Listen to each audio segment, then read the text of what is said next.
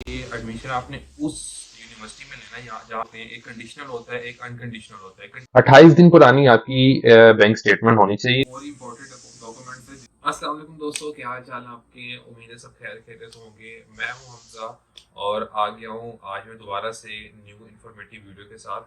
तो आप लोग भी कहते होंगे कि यार रोज एक ही रूम में बैठ के तो वीडियोस वगैरह बनाता रहता है। तो बेसिकली यार बाहर ठंड बहुत ज़्यादा होती है और मेरी कोशिश ये होती है कि ज़्यादा से ज़्यादा इन्फॉर्मेशन जो है ना आप लोगों तक मैं पहुंचा सकूं। तो इस वजह से जो है ना इंडोर बैठ के आप लोगों के लिए वीडियो बनाई जाती है। तो भाई साहब, आज मैं बात करने वाला हूँ स्टडी वीज़ा प्रोसेस के बारे में ही कि अगर आप पाकिस्तान से इंडिया, बांग्लादेश या किसी भी कंट्री से आप आ रहे हैं तो स्टडी वीज़ा प्रोसेस क्या होता है, कौन कौन से डॉक्यूमेंट्स आपको चाहिए होते हैं। कुछ डॉक्यूमेंट्स होंगे जिनके नेम कुछ कंट्रीज में चेंज होंगे, लेकिन मैं आपको सारा तरीकाकार बताऊंगा, स्टेप बाय स्टेप बताऊंगा कि कौन कौन सी चीज़ें रिक्वायर होती हैं स्टडी वीज़ा प्रोसेस के लिए। उसमें एक चीज़ ये है कि आप बहुत से लोग ऐसे होते हैं जो कंसल्टेंट के पास चले जाते हैं, जाकर उनको बताते हैं कि यार मैंने अपना प्रोसेस स्टार्ट करवाना है, मैं यूएसए जाना चाहता हूँ और यूके जाना चाहता हूँ या कनाडा जाना चाहता हूँ या ऑस्ट्रेलिया जाना चाहता हूँ, किसी भी कंट्री से। तो उनको इस चीज़ का आइडिया बिल्कुल नहीं होता और वो अपना प्रोसेस स्टार्ट करवा देते हैं। वो फिर पैसे मांगते जाते हैं और जो स्टूडेंट होते हैं, जो एप्लीकेंट होते हैं, वो पैसे देते जाते हैं। और उसमें कुछ चीज़ें ऐसी हैं कि आपने वो कंसल्टेंट आपको जिस भी यूनिवर्सिटी के बारे में बताएंगे, आपने प्रॉपर उस पर जाके रिसर्च करनी है। घर बैठना है, घर बैठने प्रॉपर उस पर रिसर्च करनी है कि यूनिवर्सिटी कहाँ पे है और मतलब यूनिवर्सिटी ज़्यादा दूर तो नहीं है, आपने अकोमोडेशन कहाँ पे रखनी है। तो मैं आपको एक एक चीज़ बताऊंगा कि आपने कहाँ पे कौन सी चीज़ करनी है, ठीक है। तो सबसे पहले ये है कि आपके पास डॉक्यूमेंट्स में सबसे पहले जो चीज़ है वो है पासपोर्ट। आपके पास पासपोर्ट होना चाहिए। पासपोर्ट जो पाकिस्तान के मैं थोड़ा सा बता देता हूँ डिटेल में कि अगर आप पासपोर्ट बनवाने जाते हैं तो पासपोर्ट दो किस्म के होते हैं। लाइक एक होता है रेगुलर और एक होता है अर्जेंट। जो रेगुलर होता है वो तकरीबन आपको 15 से 20 दिन में मिलता है और जो अर्जेंट होता है वो तकरीबन 2 से 3 दिन में जो है ना आपके पास आ जाता है।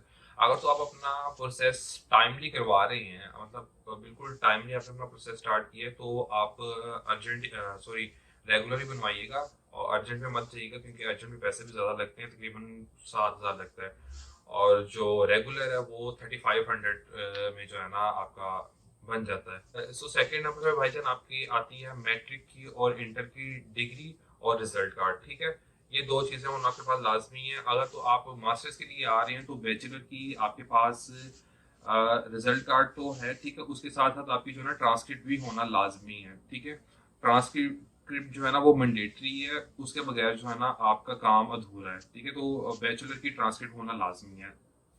उसके बाद भाई साहब आपको दो लेटर चाहिए होते हैं। एक लेटर चाहिए होता है इंग्लिश प्रोफिशिएंसी लेटर, जो आपको यूनिवर्सिटी आपको देती है, ठीक है। बहुत से लोग ऐसे ही हैं जो कि ये समझते हैं कि उस लेटर की बेस पे जो है ना आपको एडमिशन मिल जाएगा, आपको इंग्लिश टेस्ट देने की ज़रूरत नहीं है। लेकिन ऐसा बिल्कुल गलत है, ऐसा बिल्कुल नहीं है। वो यूनिवर्सिटी वाले डिक्लेयर करते हैं इस चीज़ को कि आपने जो कोर्स उनके पास पढ़ा हुआ है वो इंग्लिश मीडियम में पढ़ा हुआ है।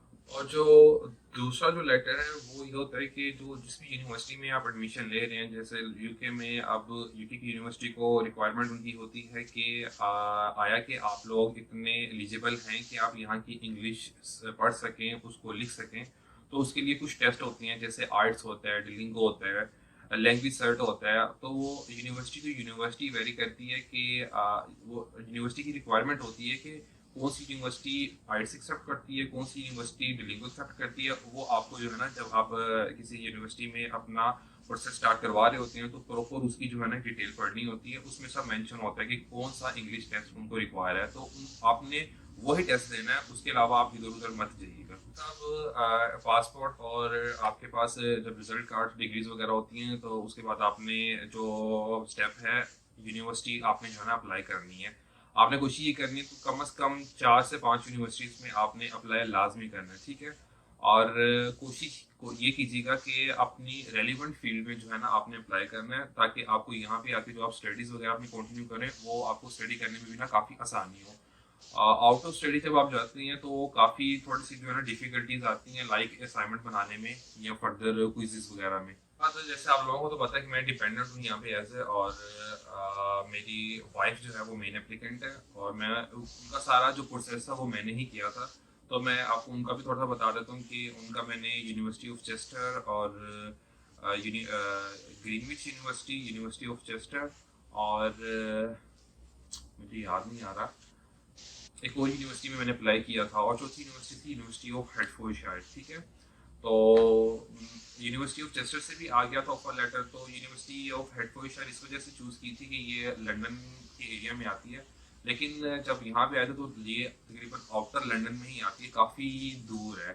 तो मैं भी आप लोगों को यही सजेस्ट करूँगा कि यार आप लोगों ने कोशिश ये करनी है कि एडमिशन आपने उस यूनिवर्सिटी में लेना है जहाँ जिस जगह पे जॉब अपॉर्चुनिटी ज़्यादा हो, जहाँ पे अकोमोडेशन का कोई भी इशू वगैरह ना होगा, क्योंकि यहाँ पे अकोमोडेशंस का और जॉब्स के बहुत इश्यूज चल रहे हैं। इसके बाद यूनिवर्सिटीज़ की कुछ रिक्वायरमेंट होती हैं इनिशियल डिपॉजिट करवाने की, जैसे मेरी यूनिवर्सिटी ऑफ हेडफोर्डशायर थी, मेरी वाइफ की सॉरी, तो उनका जो इनिशियल डिपॉजिट था वो था £5,000। ठीक है, तो £5,000 इनिशियल डिपॉजिट करवाने के बाद इंटरव्यू की ईमेल आती है। ठीक है, बहुत सी यूनिवर्सिटीज ऐसी होती हैं जो कि initial deposit without initial deposit जो है ना वो आपको इंटरव्यू की जो है ना ईमेल कर देती हैं जब आप अप्लाई करते हैं। बस आपको इंटरव्यू क्लियर करना होता है, एंड देन जब आपका इंटरव्यू क्लियर हो जाता है आपको वो कहते हैं कि अपना इनिशियल जो डिपॉजिट है जितना भी यूनिवर्सिटी का है वो आप डिपॉजिट करवाएं। ठीक है, तो आप फर्स्ट जब इनिशियल डिपॉजिट करवा देते हैं, कुछ यूनिवर्सिटीज़ की तरफ से बताया कि पहले इनिशियल डिपॉजिट, जैसे यूनिवर्सिटी ऑफ एडमिशन का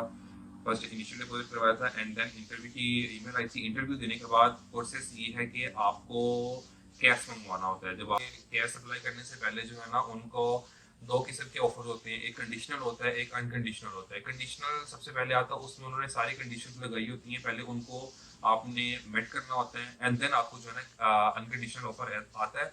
बाज़ ये होता है कि अनकंडीशनल ऑफर नहीं आता अगर जब आपने अपनी उनकी सारी रिक्वायरमेंट मीट कर ली है, आप उसको जो है ना कैश को अप्लाई कर दें। ठीक है, अगर आपको अनकंडीशनल लेटर नहीं है और अगर आ गया तब भी आप कर सकती हैं। तो कंडीशन आपने लाजमी मीट करनी है, उसमें जो भी कंडीशन है, इनिशियल डिपॉजिट जितना है, राइट्स मांग रहे हैं या लैंग्वेज सर्ट मांग रहे हैं या डीलिंग को, जो भी उनकी रिक्वायरमेंट है वो आपने मीट लाजमी करनी थी। और कैश को अप्लाई करने के बाद आपने आ जाती है बैंक स्टेटमेंट।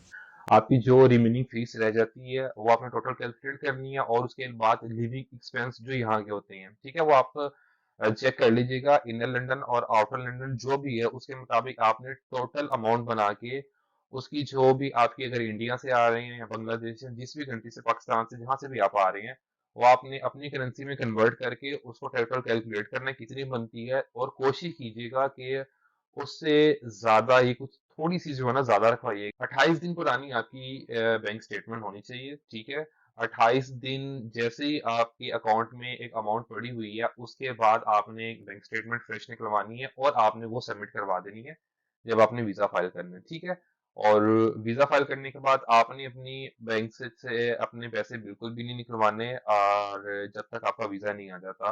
और एक चीज और मैं आपको बता देता हूँ, जो पाकिस्तान में होता हूँ, बाकी मुझे कंट्रीज का पता नहीं है, वो सी जो है ना फेक बैंक स्टेटमेंट भी वहाँ पे आपको सर्विसेज वगैरह देती हैं।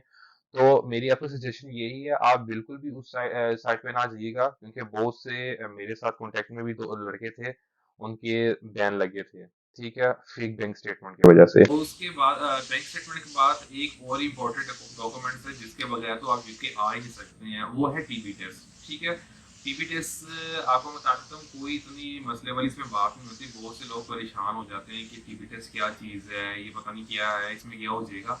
तो उसमें बिल्कुल भी आपको घबराने वाली बिल्कुल भी बात नहीं है। तो सिंपली वो आप टेस्ट करते हैं, बहुत रेयर चांसेस होते हैं जिसमें आपको वो लोग टीबी टेस्ट आपको क्लियर नहीं, तो लेकिन उसकी भी कुछ मेडिसिन होती हैं वो लोग आपको दे देते हैं, और कुछ टाइम आपको वो मेडिसिन लेनी होती है। उसके बाद दोबारा जब टीबी टेस्ट देते हैं तो आपका वो क्लियर हो जाता है। ठीक है, तो टीबी टेस्ट लेने का जो आपको उसकी जो अपॉइंटमेंट लेनी होती है वो जिस भी कंसल्टेंट से अगर आपको अपना प्रोसेस करवा रही हैं, या टीबी टेस्ट आप चेक कर लीजिएगा। मेरा जो हुआ था वो हुआ था अजीज मेडिकल लाहौर से हुआ था, तो आप देख लीजिएगा इस्लामाबाद, कराची या लाहौर, जो जो उनसे यूके से रजिस्टर्ड हैं उनसे ही आपने टीबी टेस्ट करवाना है। ठीक है, आप खुद ही उनकी वेबसाइट पे जाकर अपॉइंटमेंट ले लीजिएगा, और जो जो उनसे भी डॉक्यूमेंट्स को रिक्वायर होते हैं वो डॉक्यूमेंट्स के साथ आप उनके पास चले जाइएगा। कोई इतना बड़ा टेस्ट नहीं होता, टेस्ट आपकी जो है ना वो एक्सरे करते हैं, और थोड़े से जो है ना वो आपसे कुछ आपकी हिस्ट्री पूछते हैं। एंड फर्स्ट ऑफ ऑल ये कि आपको फाइलर होना चाहिए। ठीक है, फाइलर में आपको आप बहुत से टैक्सेस से बच सकते हैं। ठीक है, और कोशिश कीजिएगा, मैंने जो अपनी जगह फीस सबमिट करवाई थी वो मिज़ान बैंक के थ्रू करवाई थी और मुझे बहुत ही अच्छा उन्होंने रेट दिया था और बिल्कुल माइनर सा उन्होंने जो है ना टैक्स चार्ज किया था। आप ये बिलीव करें कि उन्होंने मुझसे जो टैक्स चार्ज किया था इनिशियल डिपॉजिट पे तकरीबन 12 या 13 हज़ार, ठीक है, 12 से 13 हज़ार रुपये उन्होंने मुझे सिर्फ टैक्स चार्ज किया था। उसके अलावा जो रेट चल रहा था उन्होंने मुझे वही रेट चार्ज किया था। तो आप लोग भी कोशिश कीजिएगा, अगर तो मैं फाइलर होता ना तो वो मुझे 12 से 13 हज़ार की जगह तकरीबन 5 या 6 हज़ार ही जो है ना चार्ज होना था टैक्स। तो आपने भी कोशिश ये करनी है कि आप खुद ही अगर फाइलर नहीं है तो आपने उस अकाउंट से अपनी फीस की डिपॉजिट करवानी है, या IHS या बेसिक फीस जो भी आपने इंटरनेशनल ट्रांजेक्शन करनी है, फाइलर लाजमी होना, क्योंकि फाइलर से आपको बहुत से फायदे हैं, बहुत से पैसे अपने बचा सकते हैं। अब यकीन माने, मैं जैसे डिपेंडेंट मेरा केस था ना, तो अगर मैं फाइलर होता, मेरे से मिस्टेक यही हुई थी, अगर मैं फाइलर होता तो तकरीबन मेरा ऑलमोस्ट कोई 1.5 से 2 लाख रुपए जो है ना बच जाना था। चीज़ें होने के बाद आपने एम्बेसी चले जाना है अपना वीज़ा फाइल करने के लिए। उसमें कोई भी आपने ये घबराना नहीं है कि एम्बेसी जाके आपको वहाँ पे भी कोई इंटरव्यू देना होता है, नथिंग। और एक चीज़ और, आप जिस भी कंसल्टेंट से अपना केस प्रोसीड करवा रहे हैं, तो आपने उनको ये कहना है कि जब आप अपना वीज़ा फाइल करवा रहे होते हैं तो वो कहना है कि आपके जितने भी डॉक्यूमेंट्स हैं ना वो आपको स्कैन स्कैन करें, ठीक है। बाज़ औक़ात ये होता है कि कंसल्टेंट ये कहते हैं कि आप ऐसा करें कि आप वहाँ पे जाकर स्कैन करवा लें। तो अगर तो वो आपको कह रहे हैं, रेफ़र कर रहे हैं, तो आप कोशिश करें कि फिर आप एम्बेसी जाके ये स्कैन करवा लें, क्योंकि पर पर्सन जो है ना वहाँ पे तकरीबन 5,500 चार्ज किया था मुझे लाहौर में जब मैंने ये करवाए थे। ये नॉर्मली जो टाइम लगता है 15 to 20 डेज़ लगती हैं नॉर्मली एक एप्लीकेंट को, ठीक है। अगर डिपेंडेंट है तो डिपेंडेंट के लिए मैं आपको एक चीज़ बता दूँ कि आप लोगों ने अपना जो वीज़ा है इकट्ठे फाइल करना है, सेपरेटली बिल्कुल भी फाइल नहीं करना। इकट्ठे आपने वीज़ा फाइल करना है, आपको ये मतलब अच्छा होगा, बहुत बेहतरी होगी। बाज़ ये होता है कि कुछ लोग होती हैं मेन एप्लीकेंट का पहले अपना करवा देते हैं और जो डिपेंडेंट है उनका बाद में करवाते हैं, तो वो काफ़ी टाइम लग जाता है, डिले बहुत आ जाता है। गठे आप करवाएंगे, आपका गठे वीज़ा आ जाएगा। मेरी वाइफ का जो था वो प्रायोरिटी सर्विस थी, ठीक है वो। और क्योंकि बहुत से लोग कह रहे थे, तब डिपेंडेंट्स के जो है ना काफ़ी इशू चल रहा था। वाइफ मेरी की प्रायोरिटी सर्विस थी और मेरी नॉर्मल सर्विस थी, तो मेरी वाइफ का 8 दिन बाद वीज़ा आ गया था और मेरा 12वें या 13वें दिन जो है ना मेरा वीज़ा आ गया था, मेरा नॉर्मल सर्विस थी। तो आपको बताने का मकसद ये, आप लोगों ने भी इकट्ठे फाइल करना है और उसके बाद आपको जैसे ही वीज़ा आ जाता है तो खैर से आप टिकट लें और टिकट लेके आ जाएँ खैर से। और फर्दर मैं आपको बता देता हूँ कि ये सारा प्रोसेस है, काफ़ी ईज़ी है, इसमें कोई कोई रॉकेट साइंस नहीं है, आप खुद से भी कुछ प्रोसीड कर सकते हैं। और टिकट, अगर सस्ती टिकट लेने के लिए अगर आप कुछ टिप्स लेना चाह रहे हैं तो मुझे इंस्टाग्राम पे मेरे साथ कॉन्टैक्ट कर सकती हैं, या कमेंट्स में आप मेंशन कर दें, मैं आपको उसके हवाले से भी ना प्रॉपर आपको गाइड कर दूँगा कि सस्ती टिकट आप कैसे कहाँ से परचेज़ कर सकते हैं, ठीक है। तो भाई साहब ये था होल प्रोसेस यूके स्टडी वीज़े का। तो अगर आपको फिर भी किसी किस्म की कोई गाइडलाइन की ज़रूरत है तो आपका भाई हमेशा की तरह हाजिर है। आप मुझे इंस्टाग्राम पे कॉन्टैक्ट कर सकते हैं या वीडियो को पे जो है ना कमेंट्स वगैरह करके पूछ सकते हैं। तो भाई साहब वीडियो को कीजिएगा लाइक और सब्सक्राइब, चैनल को मत करना भूलिएगा कि आपके लिए स्पेशल जो है ना मैं बहुत स्पेशल टाइम निकाल के जो है ना आपके लिए वीडियो बनाता हूँ। चैनल को सब्सक्राइब कीजिएगा, वीडियो को लाइक कीजिएगा और जितने भी दोस्त आने वाले हैं या जो सोच रहे हैं कि हमें पता नहीं है कैसे अपना प्रोसेस करें, तो उनके साथ लाजमी शेयर कीजिएगा। और इंशाल्लाह मिलेंगे फिर आप लोगों के साथ नेक्स्ट वीडियो में, तब तक के लिए भाई को दें इजाज़त। अल्लाह हाफिज़।